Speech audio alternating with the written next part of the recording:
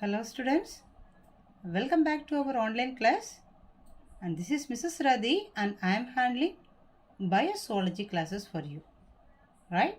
And hope you are fine and safe, and let us go on our today's class.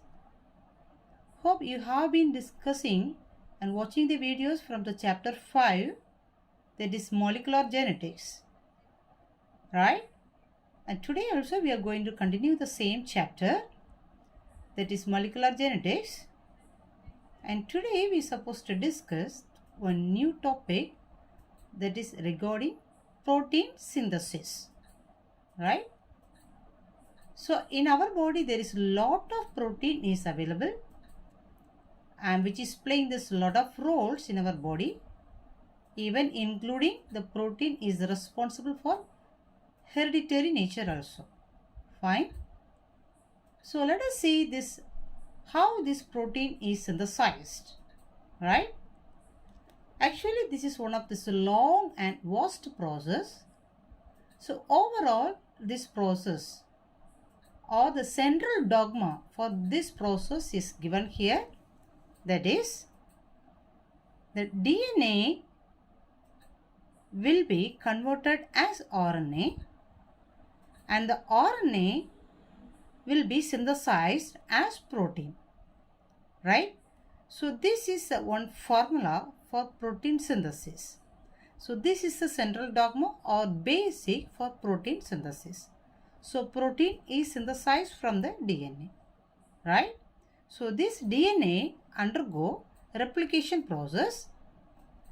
So hope you may learn about this replication in the previous sessions. Fine. Then this DNA will be converted as, the replicated DNA will be formed as RNA, especially mRNA, right? Then this mRNA is going to synthesize protein. Okay. So here I have mentioned two terms here. One is transcription, another one is translation, right? So let us see what is transcription as well as translation. Fine. The first one is regarding transcription.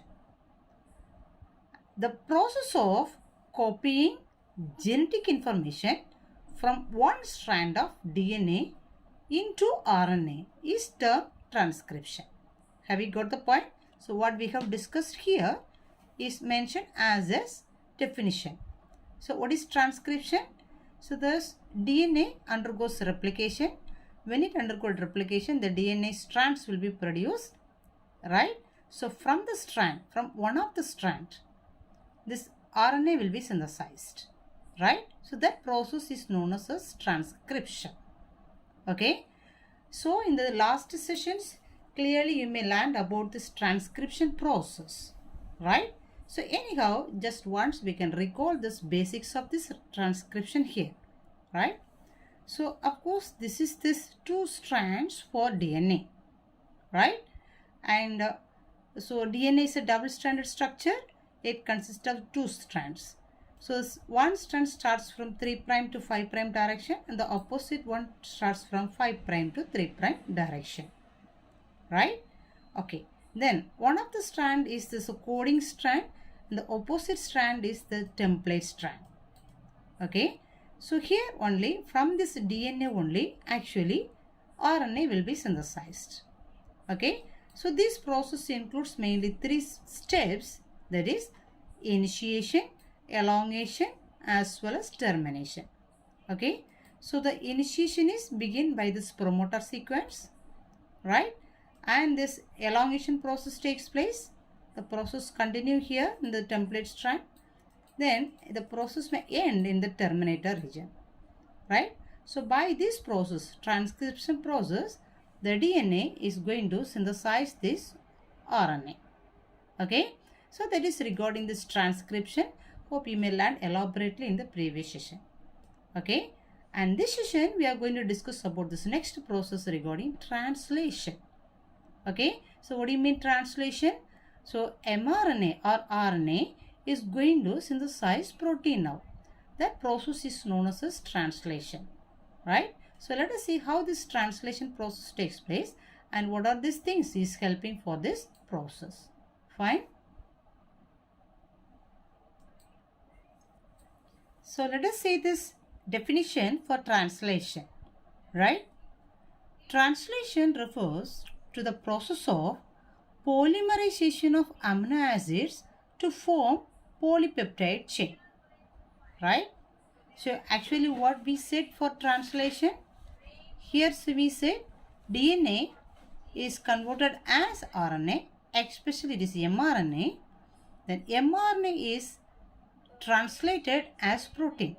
So mRNA is synthesizing the protein, right? So what do you mean protein? So protein is made up of amino acids, right?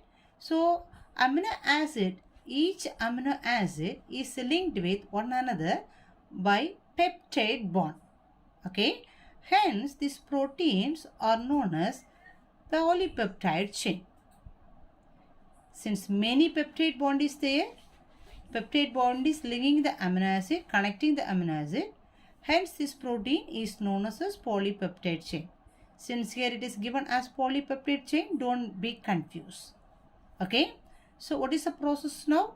Translation refers to the process of polymerization of amino acid to form polypeptide chain. So to form one protein or polypeptide chain, we need amino acids, right? So these amino acids are synthesized from this mRNA. So mRNA is translated. Actually, it is not synthesized from mRNA. It is bringing these amino acids from the DNA. Okay. So that process we can say overall it is a translation process. Is it fine? Okay. Then let us see what are the things are involved in this translation process. So mainly translation process consists of this RNA. Okay. And let us see the types of RNA first of all. Types of RNA. So there is 3 major types of RNA is available. The first one is mRNA, which denotes messenger RNA. The second one is tRNA, which denotes transfer RNA. The third one is rRNA, which denotes ribosomal RNA. Right? So what do you mean messenger RNA? So as per its role, the name is given here. Right? So again, during transcription process, DNA is going to be converted as RNA, especially mRNA. So what do you mean mRNA? Messenger RNA. So messenger RNA means, of course, it is going to bring some message, right? So actually for what message we have needed here? We need the message for protein, right? So what of course the protein needed? The protein need amino acids, right? So for one particular protein, whatever amino acid is essential, that amino acid is brought by this mRNA as a message from the DNA, right? So from the DNA, this mRNA is bringing the message. What do you mean the message? Now it is bringing the message as the amino acids. So the amino acids will be as a codes. Hope you may learn in the previous classes regarding the genetic codes. Genetic code is nothing else, it's a codes for amino acids, right? So this mRNA is bringing the message as its genetic codes, the codes for amino acid. So this amino acid is going to form as a protein now, right? Okay. Let us come to the second RNA, that is tRNA. So what do you mean tRNA? tRNA means transfer RNA. Okay. So what do you mean transfer? This mRNA is bringing the message from this DNA. So that will be transferred. It is not directly converted as a protein. This message is transferred from mRNA to the next region. That is this, ribosomal RNA by this transfer RNA. Right? So that's why it is known as transfer RNA. It is transferring the message which is brought by mRNA to this ribosomal RNA. Is it clear? And the next one is regarding rRNA, means ribosomal RNA. So this ribosomal RNA plays the major role in this protein synthesis process, especially in the second half in this translation process. Fine. And now let us see one outlook regarding what is the ribosome and what is the nature of these ribosomes. Fine. Since it is playing this major role here, of course we must know about what is a ribosome first of all. Fine. Okay. So this ribosome, they have given one basic nature or character here, that is, it is one of the cellular factory responsible for synthesizing protein. So unless there is a ribosome, the protein synthesis is not at all possible, right? So in the second part, the overall charge, almost the most of the charge is taken by these ribosomes only to synthesize the protein. Hence here it is mentioned as it is the cellular factory responsible for synthesizing protein, right? Okay, it consists of structural RNA and 80 different proteins.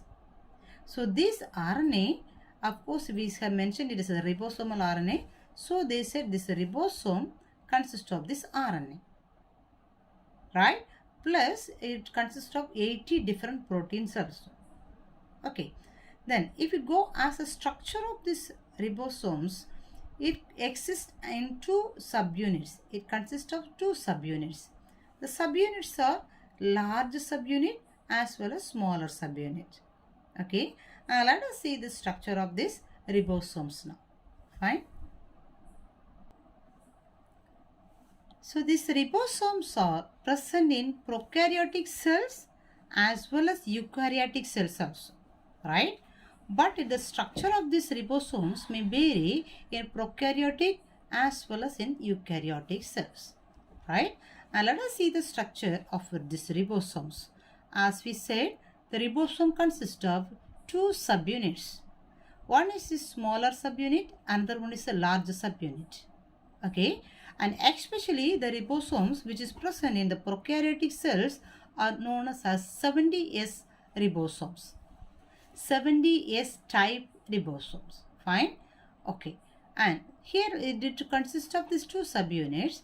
The smaller subunit is 30S and this larger subunit is 50S, right?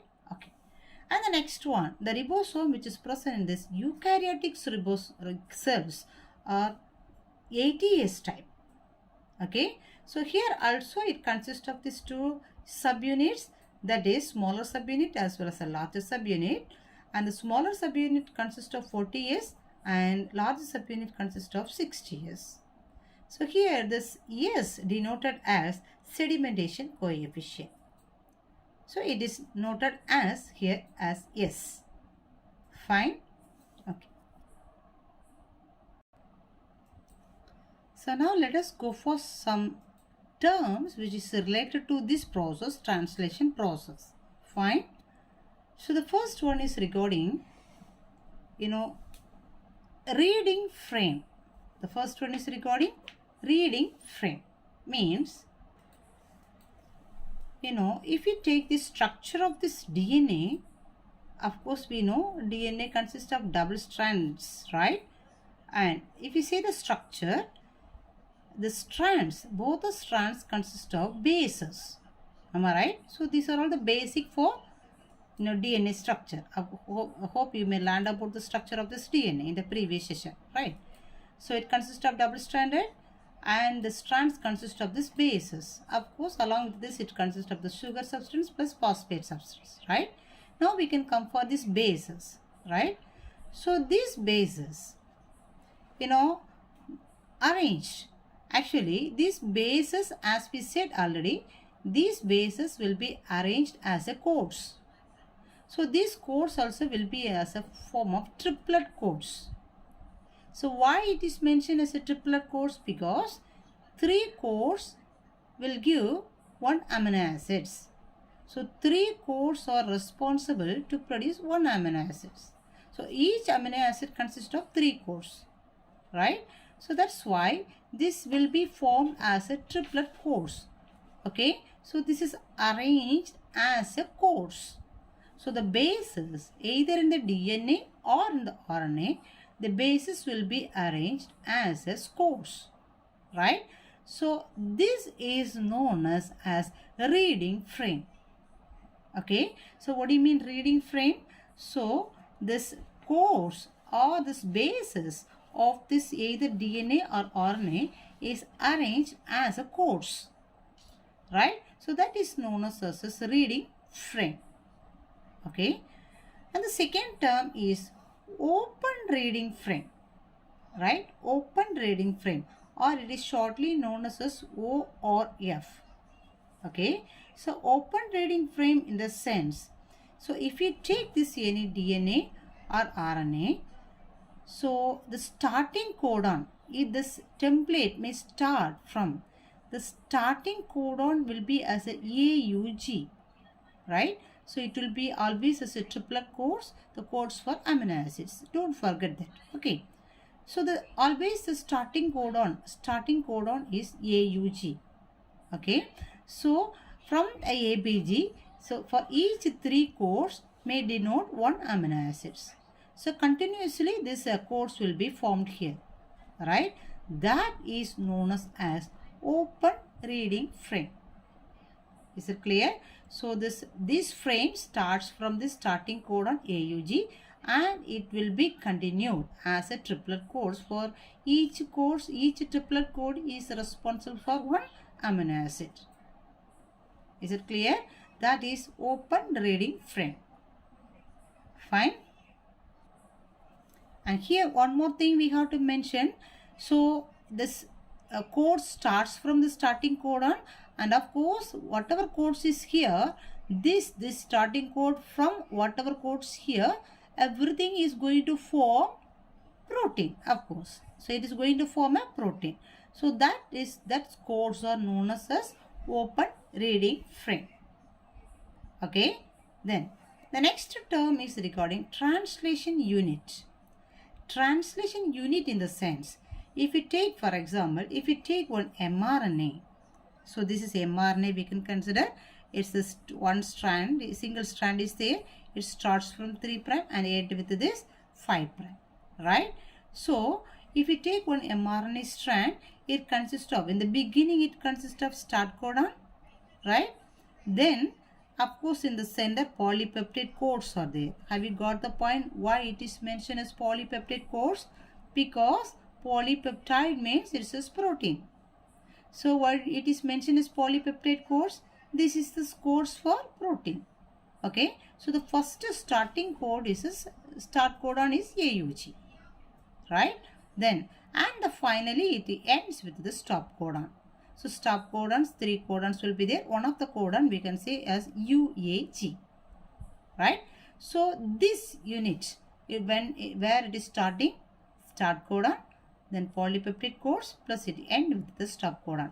So this unit is known as translational unit, right? Translational unit. Is it clear? Then one more term it is given here as untranslated region. Untranslated region in the sense, when we look at this structure of this mRNA, as we said, here translation unit is there. So the translation unit starts from the start codon. In the center polypeptide codes are there and it ends with this stop codon, right? So this is now going to code, all these codes are responsible to produce this protein. Am I right? But other than this, apart from this, some other codes are there. But this is present even it is before this start codon and after this stop codon. Have you got the point? Before start codon starts and after stop codon ends. Okay. So these codes are actually not going to involve in this protein synthesis process. Fine. Then, so these codes which is not responsible for the synthesis of protein, but it is there in this strand, right? So those codons are known as untranslated region because it is not going to be translated as protein. So it is known as untranslated regions. Okay. So where is it located? Before start codon and after stop codon. Fine. Okay. Now, so as we said already, how the translation process takes place. DNA will synthesize this mRNA, right? And mRNA's role is it is going to bring this message from the DNA. So the message is for amino acid. Is it fine? Then this message is transferred by whom? Transfer RNA, tRNA. Where it transfer? To ribosomal RNA, rRNA. Okay, so this is the 3 ribosomes which is playing the major role in this protein synthesis process. Fine. So of course the next role is played by this tRNA. So mRNA's roles we say, and the next one is this tRNA. Am I right? So what is the role of this tRNA? tRNA is going to transfer this message which is brought by mRNA. Okay. So I hope you may learn about the structure of this tRNA in this previous session. Anyhow, once again, just we can recall about the structure of this tRNA here. So the tRNA consists of these 4 leaves, right? And so this is a clover leaf model of this tRNA, and it consists of these 3 loops, right? So that is D loop, anticodon loop, as well as this T loop, right? And here this in one end we can say this is amino acid binding site. Okay, so this tRNA in this site only amino acid will bind, right? So where is the amino acid? It is present in this mRNA. So it binds here and it will take this mRNA, this amino acid to ribosomal RNA. Fine. So this is regarding this, the beginning or the starting point for this translation, right?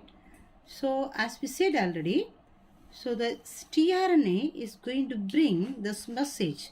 Actually this codes, I mean the amino acids are scattered in the cytoplasm, right?